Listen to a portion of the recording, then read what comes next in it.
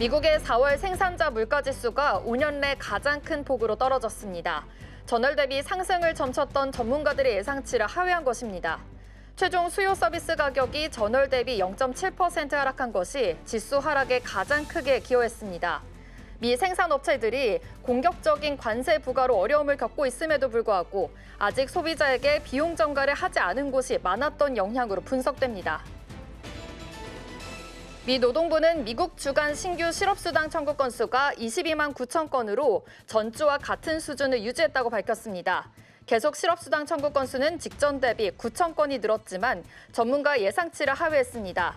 미 경제가 침체에 진입할 수 있다는 우려에도 불구하고 미 노동시장은 여전히 견조한 모습을 유지하고 있는 것으로 나타났습니다. 트럼프 미국 대통령과 무함마드 아랍에미리트 대통령이 미국의 거액의 투자 집행을 약속했습니다. 무함마드 대통령은 UAE는 향후 10년간 미국에 1조 4천억 달러를 투자할 계획이라고 밝혔으며 이에 대해 트럼프 대통령은 UAE에 계획된 대미 투자 규모가 10조 달러에 이르렀다며 미국과 UAE의 관계가 강화될 것이라는 데 의심의 여지가 없다고 발언했습니다.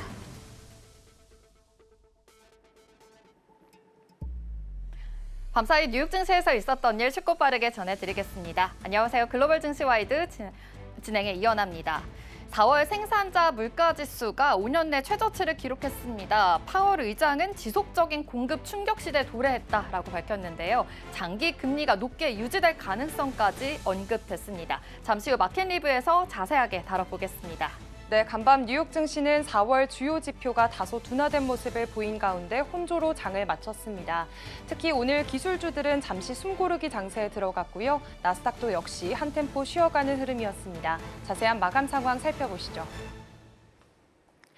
네, 오늘 나스닥 함께 살펴보시면 0.18% 하락한 모습이었고요. S&P 500 지수 0.41% 상승, 다우존스 지수 역시 0.65%가량 상승해주면서 혼조세 보였습니다. 이어서 살펴보도록 하겠습니다. 10년 만기 미 국채금리는 2.12% 하락했고요. 필라델피아 반도체 지수는 오늘 기술주들이 잠시 쉬어간 가운데 0.57% 하락했습니다. WTI 국제유가는 2.3% 낙폭을 보였는데요. 트럼프 대통령이 이란과의 핵 협상이 머지않아 타결될 수 있음을 시사하면서 국제유가는 이틀 연속 하락세를 보였습니다. 배럴당 61달러 선에서 거래가 됐습니다. 그렇다면 히트맵 열어서 자세한 종목별 흐름들 체크해 보겠습니다. 미국 증시는 오늘 뚜렷한 방향성을 잡지 못한 채 혼조세로 마감했습니다. 특히 반도체 섹터는 최근 사우디발 훈풍에 급등했던 만큼 오늘은 잠시 쉬어가는 흐름을 보였는데요. 한편 제롬 파월 미 연준 의장은 장기 금리 상승 가능성을 경고하면서 시장에 긴장을 더했습니다. 먼저 테크놀로지 서비스부터 살펴보시면 넷플릭스 오늘 2.3%가량 상승했습니다. 광고요금제 가입자가 급증하면서 이용자 수가 9,400만 명을 넘었고요. 1억 명 돌파도 머지않은 모습입니다. 오늘 IBM도 3% 넘게 올랐고 서비스나우는 소폭이지만 0.81% 상승하면서 마감했습니다. 반면 오라클과 팔란티어의 경우에는 나란히 2% 안팎의 약세를 보였습니다. 이어서 다른 섹터들도 함께 살펴보시죠. 다음으로 전자기술주 흐름 체크해 보겠습니다. 오늘 반도체 쪽에서 선별적인 움직임 나타났는데요. 중동 빅딜로 최근 강세를 보였던 엔비디아와 AMD는 오늘 잠시 숨고르기에 들어갔습니다. AMD의 경우에는 2.32%가량 하락한 모습 보여줬고요. 또 퀄컴의 경우에도 0.24% 낙폭, 아리스타 네트워크스도 2.19%대 약세를 보였습니다. 반면 브로드컴의 경우에는 강보합권에서 움직였고요. 시스코는 4.85%, 5% 가까이 상승한 모습 보였습니다. 어제 호실적을 발표한 덕분입니다. 또 GE 에어로스페이스도 오늘 2.75%가량 오름세 기록했고요. 어제 하락했었던 록히드 마틴은 오늘 장 안에서 3.5% 정도 반등에 성공해주는 모습이었습니다. 이어서 살펴보시죠. 금융주 쪽도 함께 살펴보시면요. 오늘 버크셔 해서웨이와 마스터카드는 오랜만에 초록불 켜줬습니다. 각각 0.78%, 1.5%가량 상승세 보여줬고요. JP모건과 비자도 견조한 흐름 보여줬습니다. 하지만 오늘 장 안에서 이 뱅크 오브 아메리카, 웰스파고 그리고 블랙스톤의 경우에는 잠시 쉬어가는 장세 보여줬습니다. 리테일 트레이드 쪽은 어제와는 조금 엇갈린 흐름으로 장을 마감했습니다. 월마트의 경우에는 1분기 호실적을 발표했지만 경영진이 높은 큰 관세 부담으로 가격 인상 가능성을 언급하면서 주가는 0.5%가량 하락을 했고요. 반면 코스트코는 2% 가까이 오르면서 장을 마쳤습니다. 오늘 의료기술 섹터에는 반발 매수세가 유입됐습니다. 며칠간 행정명령의 여파로 낙폭이 컸던 만큼 오늘은 다행히 모처럼 상승 흐름을 보여줬는데요. 일라이릴리 2.5%가량 상승, 존슨앤존슨 2% 이상, 그리고 에보트도 3.7%가량의 상승세 나타내줬고요. 또 암젠의 경우에도 오늘 3.59% 상승세, 화이자도 2.63%대 좋은 흐름 보여줬습니다. 그 밖에 특징주들 흐름도 함께 체크해 보겠습니다. 먼저 미 법무부가 유나이티드 헬스를 보험 사기 의혹으로 조사 중이라는 소식이 함께 전해지면서 주가는 오늘 장안에서 10% 가까이 밀린 모습 나타냈습니다. 그리고 오늘 코인베이스의 경우에도 사용자 수 관련 허위 진술 의혹으로 미국 증권거래위원회가 조사에 착수했다라는 보도가 나오면서 7% 넘게 하락했는데요. 반면 풋라커는 딕스 스포팅 굿즈가 24억 달러에 인수하기로 합의했다라는 소식에 무려 85%나 급등했습니다. 이어서 M7 마감 상황도 함께 살펴보겠습니다. 최근 강한 상승세를 보였던 빅테크 기업들이 오늘은 일제히 하락세로 돌아섰습니다. 먼저 애플은 오늘 0.41% 하락하면서 211달러 선에서 거래를 마쳤습니다. 도널드 트럼프 미국 대통령이 애플에 한마디를 했습니다. 아이폰을 인도 말고 미국에서 만들라는 건데요. 중동 순방 중이던 트럼프는 기자들과 만나 우리는 애플이 인도에 공장 짓는 걸 원하지 않는다며 팀 쿡 CEO에게 미국 내 생산을 늘리라고 압박했습니다. 지금 애플은 미국에서 팔리는 아이폰 대부분을 인도에서 만들 계획이고 실제로 올해 3월 기준 인도 생산량은 작년보다 60%나 늘었는데요. 하지만 트럼프의 이 발언으로 애플의 생산 전략에도 변화가 생길 가능성이 제기되고 있습니다. 엔비디아 오늘 0.38% 떨어지면서 그간의 급등세를 멈췄습니다. 한편 트럼프 대통령의 중동 순방을 계기로 엔비디아가 중동 오일머니와 손을 잡고 글로벌 AI 시장에서 입지를 더 넓히고 있습니다. 미국은 아랍에미리트에 매년 50만 개씩 2030년까지 수백만 개 엔비디아 AI 칩을 공급하기로 했고 차세대 칩 루빈도 포함돼 중동이 제3의 AI 강국으로 부상할 거라는 전망도 나옵니다. 마이크로소프트 오늘 0.23% 소폭 상승해줬습니다. 453달러 선에서 거래를 마쳤는데요. 마이크로소프트가 유럽연합의 반독점 규제 위반으로부터 거액의 벌금을 피할 가능성이 전해졌습니다.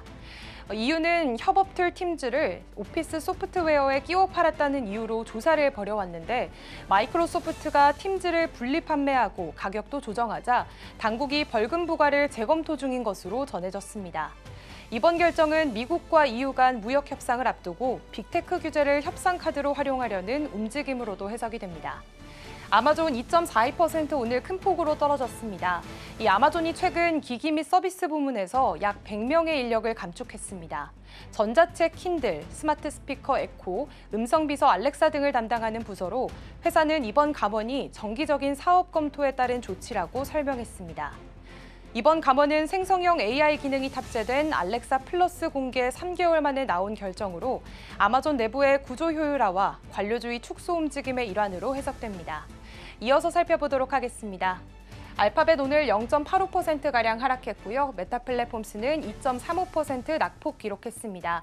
메타 플랫폼스의 차세대 대형 언어 모델인 라마4 베헤모스의 공개가 성능 문제로 가을 이후로 미뤄졌다는 소식에 오늘 주가에 영향을 미쳤고요. 테슬라의 경우에는 1.4%가량 하락했습니다. 다음으로는 글로벌 주요 이슈들 함께 살펴보겠습니다. 미국의 생산자 물가지수가 지난달 5년 만에 가장 큰 폭으로 하락했습니다. 미 노동부는 4월 PPI가 전월 대비 0.5% 하락했다고 밝혔는데요. 이는 시장 예상치였던 0.3% 상승을 크게 밑도는 수치입니다. 전년 동기 대비 상승률도 2.4%로 역시 예상치보다 낮았습니다. 에너지와 식품을 제외한 근원 PPI도 전월보다 0.1% 떨어졌는데요. 이번 하락의 가장 큰 요인은 서비스 가격의 하락이었습니다. 최종 수요 서비스 가격이 0.7%나 떨어지며 전체 지수를 끌어내렸고 상품 가격은 보합세를 보였습니다. PPI는 생산자가 판매하는 상품과 서비스의 가격을 보여주는 지표로 소비자 물가지수의 선행 지표로도 활용됩니다. 전문가들은 트럼프 행정부의 관세 정책 이후 글로벌 무역 긴장이 커지고 기업들이 관망세에 들어가며 가격 반영을 미루고 있는 점을 지적하고 있습니다. 하지만 이 같은 가격 유지가 언제까지 가능할지는 불확실한 상황입니다. 월마트는 일부 제품 가격을 이달 말부터 인상할 수밖에 없다고 밝혔고 현대차는 다음 달까지 가격 동결을 이어가고 있습니다. 미국의 4월 소매 판매가 거의 제자리 걸음을 한 것으로 나타났습니다. 미 상무부는 4월 소매 판매액이 7,241억 달러로 전월 대비 0.1% 증가했다고 밝혔습니다. 이는 1년 전보다 5.2% 늘어난 수치지만 전문가들의 예상보다는 다소 낮았습니다. 특히 주목할 점은 3월에는 관세 인상 전에 소비자들이 미리 지출을 늘리며 1.7%의 높은 증가율을 기록했지만 4월에는 그 반작용으로 지출이 크게 둔화됐다는 점입니다. 네이션와이드는 관세 인상을 앞두고 지출이 앞당겨진 결과라며 소비가 본격적으로 줄어들기 시작했다고 분석했습니다. 실제로 휘발유 판매는 0.5%, 자동차와 부품 판매는 0.1% 줄었고 이는 소비자 신뢰도 하락과 맞물려 나타난 현상으로 보입니다. 옥스퍼드 이코노믹스는 관세에 따른 가격 인상이 계속되면 소매 지출도 점차 약화될 수 있다고 전망했습니다. 다만 외식과 주점 매출이 1.2% 증가한 것은 소비자들이 여전히 일부 분야에선 지출을 이어가고 있음을 보여줍니다. 이 소매 판매 지표는 미국 경제의 핵심인 소비 동향을 가늠할 수 있는 중요한 지표로 평가됩니다. 지금까지 글로벌 시황과 이슈 전해드렸습니다.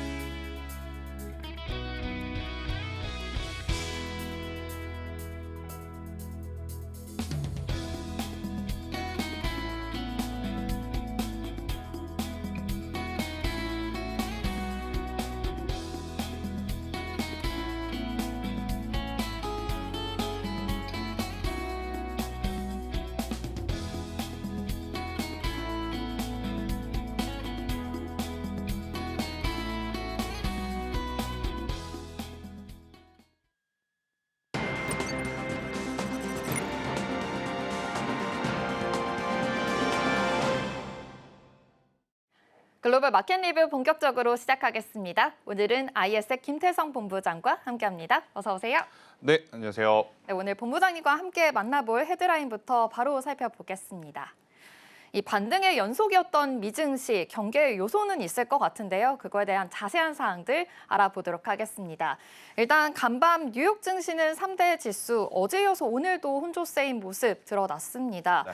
미중 협상으로 인해서 관세에 대한 우려가 좀 잦아들었고 지금 중동에 대한 순방도 잘 되고 있는 상황이어서 좋은 랠리가 이어지려나 싶었는데 어제여서 오늘도 또 이렇게 혼조세인 모습이 드러났습니다. 오늘은 특히나 이 3대 지수가 모두 하락으로 출발을 하기도 했거든요. 네. 좀 이번 주 막판으로 갈수록 힘이 빠진다라는 생각이 드는데 지금 트럼프 대통령이 순방 중이라 미국에 없어서 그런 걸까요? 네. 왜 이렇게 빠지고 있는지 전체적인 시장 흐름 한번 짚어주시죠.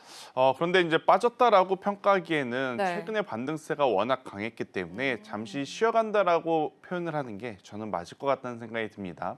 뭐 다수의 기업들이 사실 2주 전만 하더라도 미증시 이거 괜히 우리가 선택한 거 아닐까라는 고민들 많으셨을 것 같아요. 왜냐, 우리나라 주식 투자하셨던 분들이 작년 12월 기점으로 미증시에 굉장히 많이 이동을 하셨는데 공교롭게도 올해 들어오면서부터 미증시에 어떻게 보면 하락률이 굉장히 큰 상황. 더욱이 또 국내 증시보다도 안 좋았던 시기가 있었던 상황을 겪다 보니까 미증시에 투자하셨던 많은 분들의 어떤 볼멘 소리들이 많았었던 2주 전의 모습이었지만 그 이후의 2주의 모습은 누구보다도 역시 미증시는 강하다라는 표현을 할 정도로 굉장히 강한 반등세를 보여줬던 상황 속에 어제와 오늘 이틀 정도 이 정도의 흐름이라면 저는 조정이라기보단 잠시 쉬어가는 모습이다라고 좀 표현을 드릴 수는 있을 것 같고요. 일단 오늘 여러 가지를 좀 체크를 해야 될 것 같은데 결국엔 지표에 대한 이야기를 안 할 수밖에 없을 것 같습니다. 생산자 소비자 지수가 지금 발표가 됐는데 일단 헤드라인 같은 경우에는 굉장히 어떻게 보면 좀 충격적인가? 시장에 굉장히 큰 영향을 줄 만한가라고 이 최대 하락폭이라는 단어가 여러분들이 많이 눈에 들어오실 것 같아요. 그런데 최대 하락폭이라는 키워드에 시선을 줄 필요는 없다. 네. 생각보다 괜찮은 양호한 지표였다라고 좀 말씀드릴 수 있는 게 생산자 지표입니다. 네. 소매 판매 중에서 이제 생산자 지표가 의미하는 바는 아무래도 이제 생산하는 업체가 고객에게 가격을 전가할 것인가 말 것인가 이 부분을 확인을 할 수 있는데 아직까지 전가하지 않았다라는 거죠. 일단 그만큼 기업들 같은 경우에는 조금은 버텨볼 만한 체력이 있다고 해석을 할 수는 있을 것 같고 타이밍 알맞게 지금 트럼프가 중동에 가서 좋은 이야기를 하고 있고 또 네. 이제 중국과도 우호적인 이야기를 하고 있으니 이번에 큰 파도만 잘 견뎌준다면 미 증시는 지표에 큰 영향을 주지 않고 잘 흘러갈 수 있겠다라는 것을 좀 표현할 수 있었던 지표가 아니었나라는 생각이 들고 있고 사실 이 지표보다 더 중요했던 건 뭐였냐면 실업 청구 건수였습니다. 네. 만약에 실업 청구 건수가 지난주보다 조금 더 확대되는 모습이 나타났다면 시장에 영향을 줬을 수도 있을 것 같아요. 하지만 정말 다행스럽게도 전주와 굉장히 유사한 모습의 이제 흐름을 좀 보였기 때문에 이 부분도 이제 크게 걱정할 필요는 없었다. 이렇게 좀 정리드릴 수는 있을 것 같고 미국 같은 경우에는 지금 옵션 만기를 앞에 두고 있죠. 그러다 보니까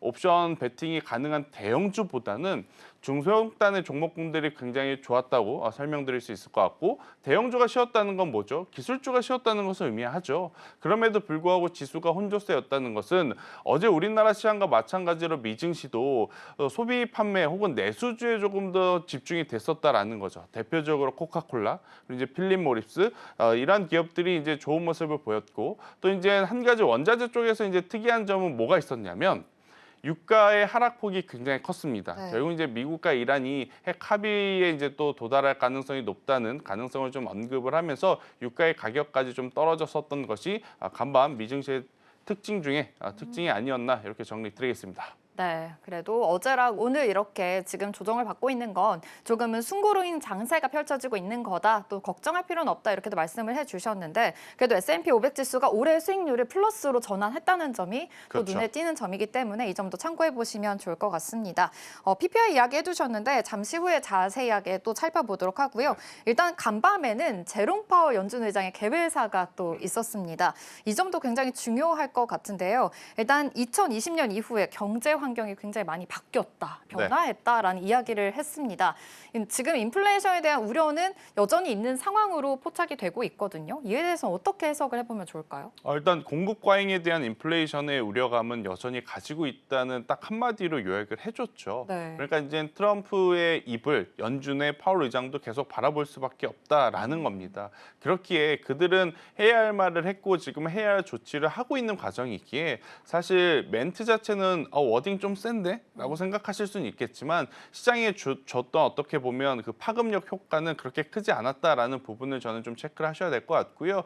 결국 지금 당장보다는 6월달, 7월달에 이제 금리의 방향성이 더 중요하지 않겠는가라는 의견 한번 드려보도록 하겠고 사실 오늘 이제 이 파월 연준 의장의 발언은 제가 앞서 이야기 드렸다시피 조금은 강한 워딩은 맞습니다. 그럼에도 불구하고 지금 미 증시 같은 경우에는 트럼프가 중동에 가서 가지고 온 여러 가지 호재성 뉴스 네. 그리고 이제 가격적인 메리트 그리고 이제 호재성 뉴스에 따라서 그들의 가이던스 2분기, 3분기 가이던스의 불확실성이 좀 해소가 된 부분들이 있거든요. 여기에 먼저 집중을 했었던 상황이기 때문에 파월 연준 의장의 발언에 너무 이제 크게 의미 부여를 둘 수 있을 만한 간밤 시장은 아니었지만 그래도 연준 의장이 말하는 부분들은 계속 이제 좀 찝찝함으로 남아있을 가능성이 높으니까요. 이럴 때는 트레이딩은 트레이딩대로 하시되 비중을 조금 조절을 하시는 게 맞지 않겠는가라는 의견을 한번 드려보도록 하겠습니다.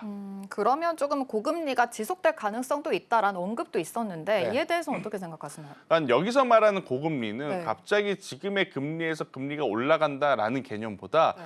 예전처럼 제로 금리에 가까운 금리 인하는 없다의 어떤 뉘앙스의 좀 발언이었기 때문에 너무 이제 확대 해석하실 필요는 없지 않겠는가 저는 이렇게 좀 설명을 드릴게요. 지금 또 국채금리도 하락으로 전환하면서 네. 4.5 아래로 그래도 내려오고 있잖아요. 그래도 조금 안정세를 찾아가고 있다고 보시는 건가요? 일단 국채 금리 떨어지고 금 가격도 약간 밀려가고 있고 네. 그러면 사실 주식 시장의 돈이 이동할 가능성이 높다고 판단을 할 수 있기 때문에 주식시장 트레이딩 하시는 분들에게는 조금은 더 우호적인 환경이 지금 바뀌고 있다. 대신에 연속성에 대한 고민을 좀 해볼 필요는 있을 것 같아요. 우리나라 증시도 외국인의 수급 연속성 항상 이야기하죠. 미증시 같은 경우에는 어떤 부분에 대한 연속성이냐면 트럼프가 마음이 바뀌면 안 됩니다. 지금 이 마음을 뭐 90일 이후에 그 기간 동안 네. 쭉 가져가야지만 변수 없는 상승세가 나오지, 만약 중간중간에 또 노이즈가 나오게 된다라고 하면 또 증시는 굉장히 또 큰 폭으로 변동성을 좀 보일 수 있으니 이 부분에 저는 더 조심하셔야 되지 않겠는가. 대신에 제가 지난주에도 한번 이야기를 드렸지만 지금 미국과 중국이 서로 급한 불은 좀 껐어요. 네. 이제 나머지 급하지 않는 불에 대해서는 조금이라도 우위에 있으려고 굉장히 많은 노이즈들을 좀 만들어낼 가능성이 높으니까 이 부분은 좀 견제하셔야 될 것 같고, 대신에 이런 불확실성을 좀 끌 수 있는 카드가 지금 중동 혹은 새로운 시장에서 이제 이야기들일 수 있으니 수급의 시소 게임 양상 속에 만약에 지금 미증시 투자를 하시는 게 불안하시다라고 하면 저도 여러 가지 섹터를 좀 돌려봤는데 네. 결국에는 내수 소비 쪽은 하나쯤은 있으시는 게 맞지 않겠는가.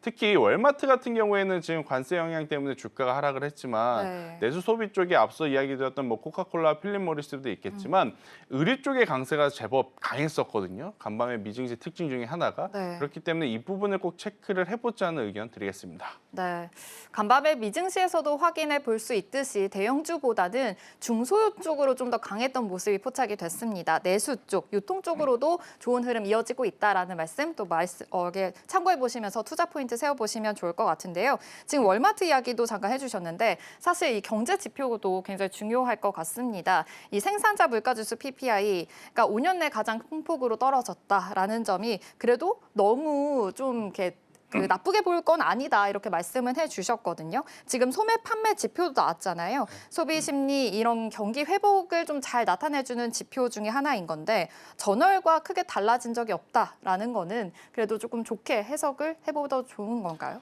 이 부분은 지금 바라보는 시각의 차이가 좀 존재하죠. 네. 왜 그러냐면 한 달 전으로 이제 시간을 돌려봤을 때 가장 큰 이슈는 미국과 중국의 관세 전쟁의 시작점이었거든요. 네. 그럼 이 시작점을 고려해서 많은 분들이 먼저 좀 사놔야겠다. 가격이 오를 수는 있으니까, 판가가 오를 수 있으니까 많이 사놔야겠다라는 것이 시장의 지배적인 어떤 시선이었어요. 약간 사재기가 있었죠. 그렇죠. 네. 그랬다면 당연히 소매 판매가 증가했을 걸로 예상을 했는데 증가하지 않았다라는 것은 관세에 대한 여파가 있음에도 불구하고 소비 여력이 지금 없는 것이 아닐까에 대한 고민도 들 수밖에 없는 상황이다 보니까 이 지표와 이 수치에 대해서는 바라보는 시각의 차가 지금 엇갈리고 있는 상황인데 미리 예단할 필요는 없을 것 같습니다. 다음 달에 봐서 증가를 하면 저는 그냥 굉장히 긍정적으로 보면 될 것 같고요. 만약에 다음 달 갔는데도 이제 좀 주춤하거나 둔화되면 그때는 이제 고민을 좀 해볼 필요는 있지 않겠는가라는 의견. 그리고 저는 주춤한다 하더라도 지금 파월 연준 의장의 발언과 조금 이어서 보면 네.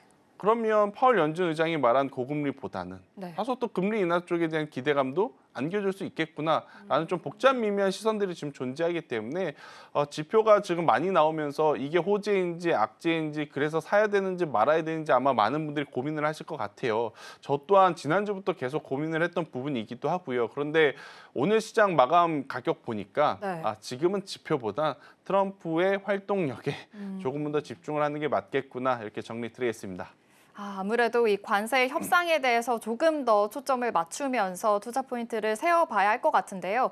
그래도 소매 판매라든지 PPI가 그래도 좀 내수 시장, 유통 쪽으로 계속 바라본다면 월마트 이야기를 안 할 수가 없을 것 같아요. 지금 실적은 잘 나왔지만 가이던스 이익 전망에서는 조금 우려감이 있는 상황으로 보이거든요.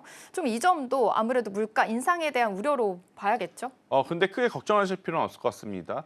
일단 월마트가 이 이후에 어떤 이야기를 했냐면 가격 인상 불가피하다라는 이야기를 했어요. 그런데 이 가격 인상 불가피라는 게 사실 기업의 입장에서는 그렇게 나쁜 것은 아니에요.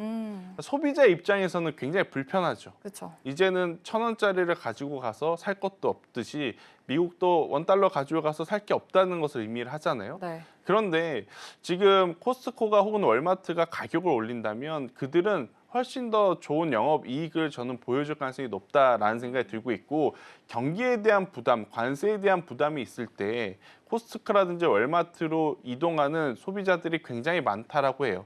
우리도 사실 지금 여러 가지 마트가 있지만 대형 마트를 또 가는 이유가 뭐냐면 뭐 코스트코와 월마트와 비슷한 마트 있잖아요. 네. 거기 가는 이유가 뭐냐면 창고용으로 적재를 하면서 들어가는 로스류를 가격에 좀 인하하는 데서 하는데 좀 네. 포함이 되었기 때문에 우리가 이제 소비를 많이 거기 가서 하는 건데 만약 경기가 좀 둔화되고 소비 여력이 둔화된다면 그쪽을 더 찾을 가능성이 높기 때문에 저는 이 부분에 대해서는 조정 시 매수의 관점으로 보셔야지 오늘의 조정을 너무 크게 확대 해석할 필요는 없다 이렇게 말씀드리겠습니다. 네, 좋습니다. 그렇다면 지금 트럼프 대통령이 외교 순방을 계속해서 하고 있습니다. 지금 중동에서도 메가딜이 이루어지면서 지금 사우디와 850조 원의 규모 계약도 이루어졌고 또 보잉 항공기에 대한 구매 소식까지도 들려왔습니다. 아무래도 지금 주가에서는 이런 좋은 긍정적으로 좀 해석을 하고 있는 것 같은데 좀 이러한 상승 여력이 단기적으로 끝날 것인지 앞으로 장기적으로도 좋은 흐름이 이어질 수 있을지도 궁금해요. 저는 중장기적으로 괜찮다 생각이 들어요. 그런데 이제 정리를 할 게 좀 많죠. 네. 10년간 1.4조 달러입니다. 우리나라로 이제 계산을 하면 거의 2천조 원에 가까운 이제 금액을 10년 동안 받는 거죠. 그러니까 연에 200조를 이제 지원을 받아서 UAE와 이제 미국이 굉장히 또 좋은 협업을 하겠다라는 골자 이야기를 나왔고 여기에 이제 포함되어 있는 게 뭐 방산 네. 혹은 항공 그리고 AI 최첨단 반도체 칩 뭐 이러한 여러 가지 이야기들이 좀 나왔습니다. 그런데 이틀 전에는 굉장히 이러한 부분을 좀 호재성 뉴스로 받아들이면서 강세를 보였지만 어제 같은 경우에는 조정이 좀 나왔어요. 그런데 이제 이 조정이 나온 이유가 앞서 말씀드린 대로 옵션 시장 때문에 그럴 수도 있고 메타 같은 경우에는 지연에 관련한 이슈가 있었고요. 네. 또 이제 아마존 같은 경우에는 또 인력 감축한다라는 이야기가 좀 돌고 있었고 또 애플 같은 경우에는 인도에서 생산을 할 거냐 아니면 미국 내에서 또 생산을 해야 되느냐 여러 가지 또 가타부타 말들이 좀 많다 보니까 기술주들이 좀 쉬어가는 모습을 보였지만 저는 미국이 괜찮은 시장을 지금 꽉 쥐고 가고 있다고 판단이 되어져요. 왜냐하면 새로운 신흥시장은 크게 중동과 인도 시장이었거든요. 근데 인도는 중국과 조금 더 친화적인 모습을 지금 보이고 있고 미국 같은 경우에는 그것을 견제해서 지금 이 트럼프 2기의 첫 번째 국빈 방문이거든요. 그래서 이제 중동으로 가는 것이 아닐까라고 생각이 들 정도로 저는 중동 국가하고의 협업은 굉장히 좋은 선택지였다라고 좀 말씀드릴 수 있을 것 같고요. 대신에 아니 AI 반도체 칩 그렇게 많이 계약을 했다는데 엔비디아는 오르고 또 AMD 같은 경우에는 다소 좀 주춤했어요. 근데 네. 그 이유가 뭐냐라고 봤더니 트럼프가 또 이런 이야기를 했죠. 중동 쪽으로 진출하는 건 좋은데 속도가 너무 빠르다. 이 부분에 대해서 이제 또 약간의 경계감이 나타나면서 일부 기술주들 같은 경우에는 장중의 변동성이 커졌지만 네. 저는 중장기적으로 봤을 때 반도체 IT 플러스 AI 관련주들은 여전히 관심 있게 좀 보셔야 될 것 같고 그리고 이제 여러분들이 루빈이라든지 블랙엘 아키텍처로 만들어내는 혹은 HBM 고부가 가치 제품에 대해서 잘 생각해 보실 필요가 있어요. 이게 어떤 부분을 생각을 해야 되냐면 지금 캐파 라인의 100%가 돌아가고 있습니다. 네. 그걸 어떻게 예측을 할 수 있냐면 이 HBM을 만들 수 있는 그러니까 뭐 루빈을 만들 수 있는 HBM을 만드는 SK 하이닉스가 공장 가동률이 지금 100%예요. 100개를 생산을 할 수 있으면 100개밖에 못 팝니다. 네. 근데 지금 미국이 이야기하는 건 그들이 생산한 것보다 더 많이 판매를 하고 있다라는 거죠. 그럼 두 가지입니다.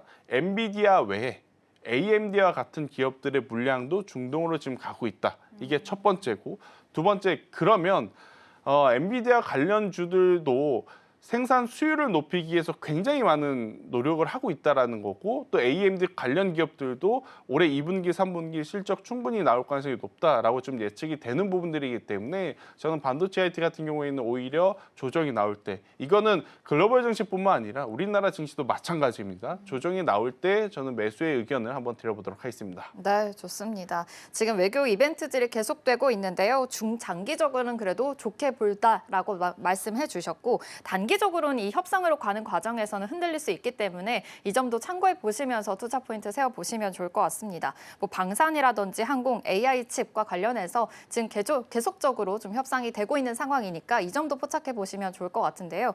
지금 AI 쪽으로도 말씀을 해주셨지만 지금 엔비디아, 뭐 AMD 쪽으로는 장기적으로는 좋게 보신다라는 말씀해 주셨습니다. 지금 사우디의 AI 칩 이 18,000개를 공급한다라는 소식까지 나오면서 계속 좋은 흐름 이어지고 있는 거잖아요. 앞으로의 반도체 흐름은 장기적으로는 좋겠지만 단기적으로는 사실 지금 엔비디아가 훅 떨어졌다가 올라왔는데 좀 불안할 수도 있을 것 같거든요. 이에 대해서 어떻게 보실까요? 일단 옵션의 영향을 계속 좀 말씀드릴 수밖에 없을 것 같아요. 그래서 본 게임은 사실 어제와 오늘보다 다음 주 초의 흐름이 지금은 더 중요할 수 있으니 미리 겁먹으실 필요는 없을 것 같고요. 미국 시장의 장점 중에 장점이라 한다면 하나가 무너진다 그래서 전체가 무너지진 않습니다. 그러니까 그들 단일 기업들의 실적이라든지 가이던스에 조금 더 집중되는 모습을 보이고 있는 게 미국 증시라는 거죠. 네. 지금 사실 빅테크 기업들 어제 흐름들을 보면 전반적으로 좋진 않았지만 오히려 엔비디아가 강해요. 그런 모습을 좀 보였기 때문에 크게 걱정하실 필요는 없을 것 같고요. 우리가 이제 엔비디아 이야기만 했지만 혹은 AI 데이터 센터 이야기만 했지만 또 미증시에서 핫하게 또 체크를 해야 될 부분은 테슬라일 것 같습니다.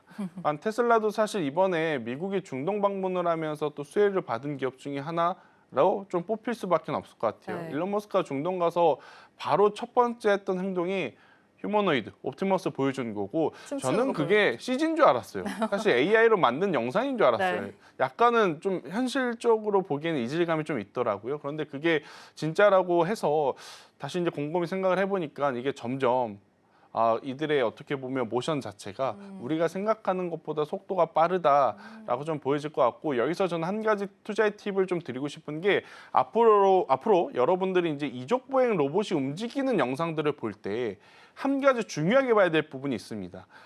이번에 그 테슬라 이족 보행 로봇 영상에도 마찬가지로 혹시 모를 사태를 대비해 그 로봇이 넘어질 것이다라는 사태를 대비해 허리춤에다가 이 줄을 매달아 놨거든요. 네. 만약 그 줄이 없어지는 순간이 아마 이족 보행 로봇에 정말 원년의 해가 될 가능성이 높으니까 그런 부분들을 좀 체크를 해서 보셨으면 저는 좋겠다는 의견 드려보도록 하겠습니다.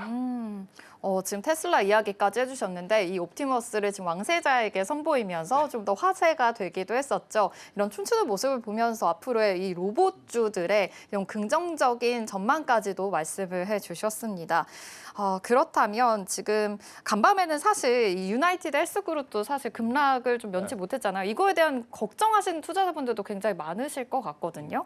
지금 헬스케어 부분 급락이 이어져 오고 있는데 이 점 투자 포인트는 어떻게 세워보면 좋을까요? 일단 제약바이오 전체가 나쁜 건 아닙니다. 네. 유나이티드 헬스클럽 내부적인 문제가 지금 부각이 되다 보니까 조정의 폭이 두 자릿수까지 간 상황인데 그동안 최근 좀 고민을 줬었던 일라이 릴리, 네. 노보노디스크 혹은 화이자, 모더나 같은 기업들은 제법 괜찮은 또 모습을 좀 보였기 때문에 저는 제약바이오 전체가 무너진다라고 보실 필요는 없을 것 같아요. 그런데 한 가지 우리나라 투자자분들이 찝찝해할 건 뭐냐면 어제 할로자임의 주가가 약 2% 정도 상승을 했거든요. 네. 그러면 할로자임의 경쟁사라고 지금 보여지는 혹은 할로자임이 계속 지금 태클을 걸고 있는 게 바로 우리나라 이 알테오젠과 관련된 부분이다 보니까 이 부분은 다소 주춤할 수는 있겠지만 저는 제약바이오 같은 경우에는 시간의 문제이지 충분히 이겨낼 어떤 체력들은 다 가지고 있다. 사실 5월달 들어오면서 트럼프가 제약바이오에 대한 이야기를 굉장히 강하게 했습니다. 네. 특히나 약가 인하를 뭐 20% 30%가 아니라 한 번에 80%를 한다라는 이야기를 했는데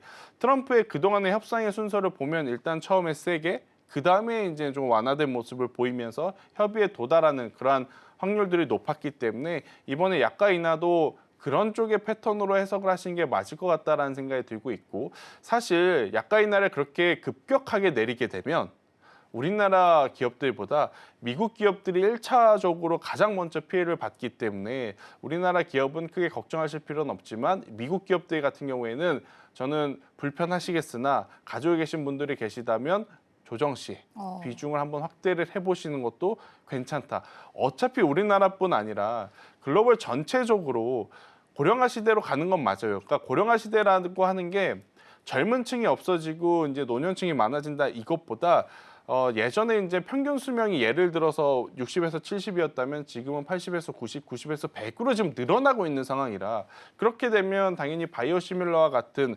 유사 제품들 같은 경우에는 수요가 늘어날 수밖에 없기에 저는 제약바이오 쪽은 약가 인하에 대해서 변동성이 나올 때는 충분히 기회다라고 좀 보여집니다. 네.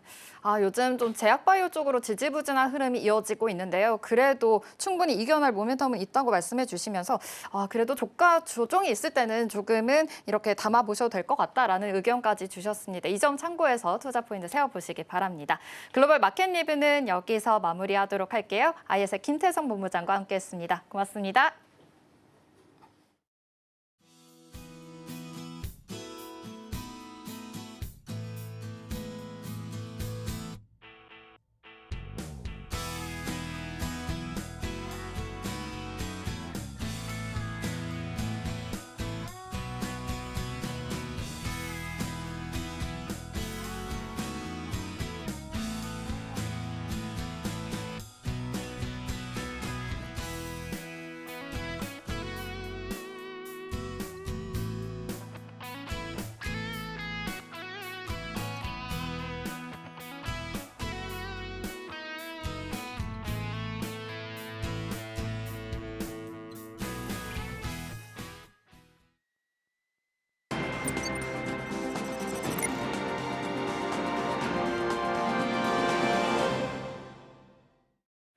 오늘 아침 코인 시황과 이슈 분석, 거기에 코인 지식 한 스푼까지 얻어가는 시간 코인 라이브.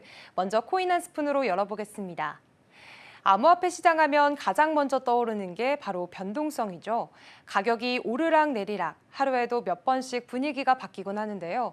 이런 시장 속에서도 가치를 안정적으로 유지하려는 시도, 바로 그 결과물이 스테이블 코인입니다.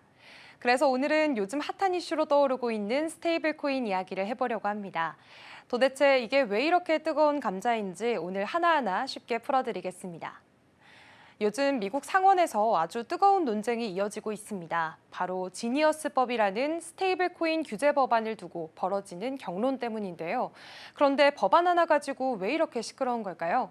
그 이유는 간단합니다. 스테이블 코인이 지금 디지털 자산 시장에서 굉장히 중요한 역할을 하고 있기 때문입니다.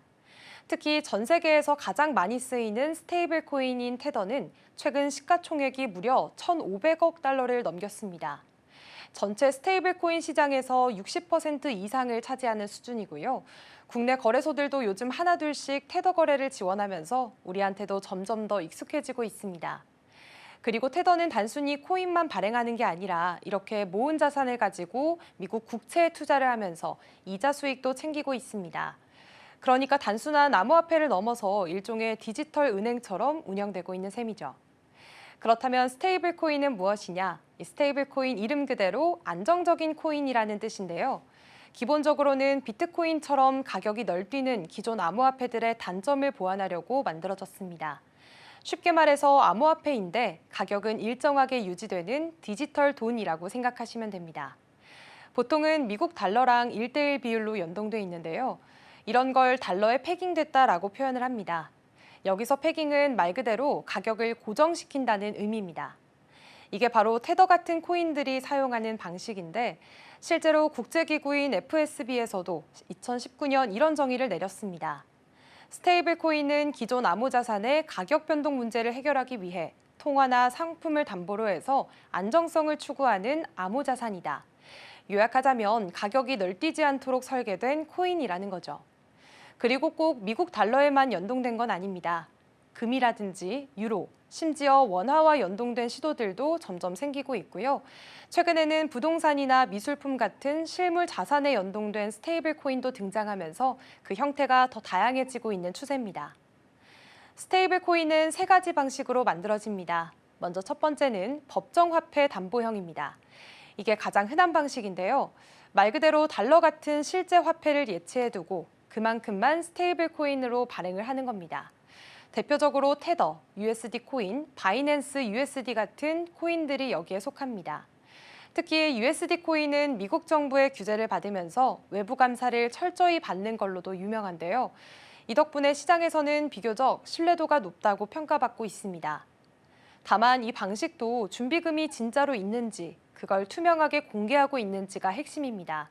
실제로 테더는 예전에 준비금 부족 논란이 터지면서 한동안 신뢰에 타격을 입기도 했습니다. 두 번째는 암호화폐 담보형입니다. 여기서는 달러 같은 법정화폐 대신 이더리움 같은 암호화폐를 담보로 맡기고 스테이블 코인을 발행하는 방식입니다. 대표적으로는 DAI라는 코인이 여기에 해당됩니다. 이 방식은 탈중앙화된 구조라는 장점이 있습니다. 하지만 담보로 쓰는 암호화폐 자체의 가격이 워낙 출렁이다 보니까 시장이 불안정해지면 전체 시스템도 위험해질 수 있다는 단점도 있습니다. 그리고 마지막 세 번째는 조금 생소하실 수 있는데요. 알고리즘 기반형입니다. 이건 담보가 따로 없고 공급량을 자동으로 조절하는 알고리즘으로 가격을 유지하는 방식입니다. 쉽게 말해 시장에서 수요가 많아지면 코인을 발행하고 반대로 줄어들면 소각하는 식으로 가격을 맞추는 건데요. 이 방식의 대표적인 사례가 테라였습니다. 지난번에 다뤘던 주제인데 기억하시죠? 2022년에 루나테라 사태가 터지면서 이 방식이 완전히 무너졌습니다. 담보 없이 알고리즘만으로 가격을 유지하려다 보니 시장이 급격히 흔들릴 땐 전혀 방어가 안 됐던 거죠. 이 사건 이후로는 알고리즘 기반 스테이블 코인에 대한 시장의 신뢰도는 크게 떨어졌고 요즘 투자자들은 보다 투명하고 실질적인 담보 구조를 갖춘 스테이블 코인을 더 선호하게 된 상황입니다. 이런 배경 때문에 이제는 각국 정부도 스테이블 코인 규제에 본격적으로 나서고 있습니다. 먼저 유럽연합은요, 벌써 2023년에 미카라는 법안을 통과시켰고 2024년부터는 본격적으로 시행에 들어갔습니다. 그래서 유럽에서는 앞으로 공식 인가 없이 운영되는 스테이블 코인은 사실상 퇴출될 거다, 이런 전망까지 나오고 있는데요. 글로벌 기업들 입장에서는 점점 더 투명성이 있고 법적 안정성이 확보된 스테이블 코인만 살아남는 구조가 되고 있는 겁니다. 미국도 가만히 있지는 않았습니다. 앞서 말씀드렸던 지니어스법, 지금 추진 중인데요. 이 법안에는 스테이블 코인 발행사가 반드시 현금이나 안전한 자산을 준비금으로 보유해야 하고 그 내용을 매달 공개하도록 의무화하는 내용이 담겨 있습니다. 그리고 만약 이걸 허위로 보고할 경우엔 형사처벌까지 받을 수 있는 꽤나 강도 높은 규제안입니다. 그런데 이 법안이 최근 상원 표결에서 통과에 실패했습니다. 그 배경엔 좀 복잡한 정치적 논란도 얽혀 있는데요. 도널드 트럼프 대통령이 연관된 USD1이라는 스테이블 코인이 중동 자본과 연결됐다는 의혹이 제기되면서 민주당 측에선 법안 통과에 대한 부담이 커진 겁니다. 그래서 지금 분위기로는 이번 회기 내에 지니어스법이 통과되지 않으면 다시 논의되기 어렵다는 말도 나오고 있는 상황입니다. 우리나라도 이 흐름에 발맞춰 움직이고 있습니다. 한 대선 후보가 원화 기반 스테이블 코인 시장을 키워야 한다라고 공개적으로 밝히면서 이 이슈가 정치권에서도 본격적으로 주목받기 시작했습니다. 금융위원회는 하반기 중으로 관련 법안을 마련할 계획이고요. 가상자산위원회도 이미 꾸려져서 논의가 진행 중입니다. 하지만 한국은행은 조금 다른 입장인데요. 조금 더 신중하게 접근하자는 쪽입니다. 이유는 스테이블 코인이 은행 예금을 대체할 경우 중앙은행의 통화 정책이 제대로 작동하지 않을 수도 있다는 우려 때문입니다. 실제로 한국은행은 최근에 발표한 보고서에서 스테이블 코인이 은행 예금을 줄이면 기준금리를 조정해도 그 영향력이 약해질 수 있다라고 지적했습니다. 그러니까 쉽게 말해서 통화 정책의 전달력이 약해질 수 있다는 뜻인 거죠. 그래서 요즘에는 스테이블 코인을 발행하려면 반드시 중앙은행의 인가를 받아야 한다는 주장도 나오고 있고요. 통화 조건 문제까지 연결되면서 논의가 점점 더 복잡해지고 있는 상황입니다. 스테이블 코인은 사실 쓰임새만 보면 굉장히 편리한 자산입니다. 해외 송금할 때도 빠르고 수수료도 저렴하고요. 디지털 결제에도 바로바로 쓸 수 있습니다. 그런데 이렇게 좋은 점만 있는 건 아닌데요. 준비금의 투명성이 부족하거나 가격 패깅이 실패할 가능성, 또 한 코인의 문제가 전체 시장으로 번질 수 있는 시스템 리스크까지 여기에 더해 자금 세탁 같은 불법 행위에 악용될 가능성도 있기 때문에 우려의 목소리도 꾸준히 나오고 있습니다. 특히 2022년에 있었던 테라 루나 사태처럼 스테이블 코인이 제대로 설계되지 않으면 시장 전체에 충격을 줄 수도 있습니다. 그래서 지금은 단순한 제도보다는 좀 더 실질적인 대책들이 필요하다는 얘기가 많습니다. 예를 들어 준비금에 대한 감시체계 강화, 외부 감사 의무화, 그리고 극단적인 시장 상황에서도 버틸 수 있는 스트레스 테스트 도입 같은 것들인데요. 또 자금 세탁 방지를 위한 규제도 이제는 본격적으로 갖춰야 할 시점이 됐습니다. 자, 이렇게 스테이블 코인이라는 주제를 가지고 오늘 여러 가지 이야기들 함께 살펴봤습니다. 앞으로 이 스테이블 코인이 디지털 금융 생태계에서 어떤 모습으로 자리 잡게 될지 정말 궁금해지는 시점입니다. 그렇다면 계속해서 현재 코인 시황도 살펴보겠습니다. 먼저 3대 암호화폐 시장입니다. 오늘 암호화폐 시장 전반적으로 쉬어가는 흐름 연출되고 있습니다. 비트코인은 0.53% 소폭 하락하면서 현재 10만 2천 달러 선까지 내려온 상태고요. 이더리움은 3% 가까이 빠지면서 2,520달러 선에서 거래가 되고 있습니다. XRP의 경우에는 6%가 넘게 좀 큰 폭으로 빠지면서 어제장에서 보여졌던 2.5달러 지지선이 무너진 모습도 포착이 되고 있습니다. 이어서 주요 8가지 알트코인도 살펴보겠습니다. 오늘 알트코인도 전반적인 큰 낙폭이 보여지고 있습니다. 솔라나 4.74% 하락하면서 23만 원 선에서 거래가 되고 있고요. 도지코인과 체인링크는 나란히 6.3%가량 하락세 보였습니다. 에이다도 5%가량 떨어지면서 1,067원 선에서 거래가 되고 있습니다. 이어서 살펴보시죠. 네, 다음으로 스위코인 2.65% 하락, 그리고 아발란체 7% 큰 폭으로 빠지면서 32,000원 선에서 거래가 되고 있고요. 스텔라루멘과 시바이누도 각각 4에서 6%가량 빠지고 있는 모습입니다. 다음으로 오늘 아침 빼놓을 수 없는 암호화폐 이슈 소식 전해드립니다. 리플과 증권거래위원회 간의 법적 분쟁에서 리플 측이 제기한 예비 판결 요청이 기각됐습니다. 현지 시간 16일 크립토타임스에 따르면 아날리사 토레스 연방판사는 리플과 SEC가 공동 제출한 연방 민사소송 절차법 62.1조에 따른 요청을 공식 기각했습니다. 이 요청은 미등록 증권 판매 금지 명령 해제와 부과된 벌금 1억 2,500만 달러를 5천만 달러로 감축해달라는 내용을 담고 있었는데요. 토레스 판사는 해당 요청이 절차적으로 부적절하다고 판단했고 공공이익에 부합하고 공정해야 한다는 점을 강조했습니다. 이번 판결의 여파로 리플의 암호화폐 XRP는 하루 만에 4.5% 하락하며 2.45달러를 기록했고 단기적인 3달러 돌파 가능성도 낮아졌습니다. 향후 리플과 SEC 간 최종 합의 가능성이 다시 주목받고 있습니다. 비트코인 가격이 12만 달러까지 상승할 가능성이 다시 주목받고 있습니다. 14일 기준 비트코인은 10만 3천 달러 선에서 등락을 반복하며 관망세를 이어가고 있는데요. 트레이더들은 현재의 조정이 상승세 재개의 신호일 수 있다고 보고 있습니다. 인기 트레이더 바이잔틴 트레이더는 비트코인이 당분간 횡보하겠지만 이는 알트코인에 긍정적이라고 밝혔고 또 다른 트레이더 로마는 10만 8천 달러 저항선을 넘으면 12만 달러까지의 추가 상승 여력이 있다고 전망했습니다. 한편 미국 소비자 물가지수가 예상보다 낮게 나오며 인플레이션 우려는 완화됐지만 연준은 여전히 금리 인하에 신중한 입장을 보이고 있어 시장의 방향성을 결정짓긴 부족한 상황입니다. 이더리움 가격이 올해 안에 5천 달러를 돌파할 수 있다는 전망이 나왔습니다. 블록체인 전문 매체 코인텔레그래프는 14일 이더리움의 상승세가 이어지기 위해선 미국 증권거래위원회의 현물 ETF 승인과 스테이킹 허용이 핵심이라고 전했습니다. 이더리움은 최근 일주일 사이 17% 넘게 급등했지만 여전히 2021년 기록한 최고가에는 못 미치고 있는 상황입니다. 다만 온체인 활동 증가와 AI 기술 활용이 촉매제가 된다면 장기 강세장이 가능하다는 분석도 나왔습니다. 한편 미국 내 이더리움 ETF에 대한 기관 투자자 관심은 아직 미미한 것으로 나타났으며 올해 최고가 경신 여부는 규제 환경과 시장 수요에 달려있다는 평가입니다. 우크라이나 정부가 비트코인을 전략자산으로 비축하기 위한 법안을 준비 중입니다. 현지 매체 인크립티드에 따르면 야로슬라프 젤레즈냐크 의원이 국회에서 해당 법안의 초안 작업을 마무리하고 곧 공식 제출할 계획이라고 밝혔습니다. 이 법안이 통과되면 국가 차원에서 암호화폐 비축이 처음으로 제도화되는 사례가 될 전망입니다. 특히 이번 비축 계획에는 글로벌 거래소 바이낸스의 지원도 포함됐습니다. 바이낸스는 우크라이나 정부와 협력해 비트코인 비축 시스템 구축을 돕고 있으며 세부 내용은 아직 공개되지 않았습니다.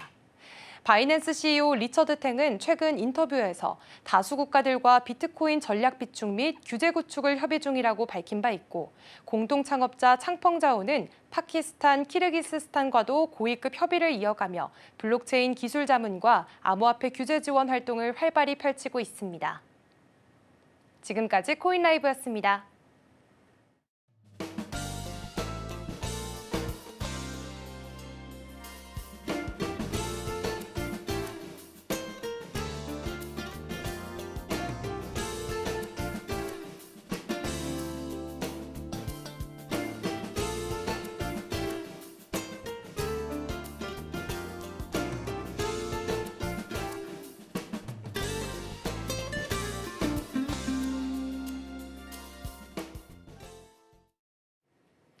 5월 16일 금요일 글로벌 증시와이드가 준비한 소식은 여기까지입니다. 본 방송에서 제공하는 정보는 투자 판단을 위한 조언일 뿐 해당 종목의 가치와 수익률을 보장하지 않습니다.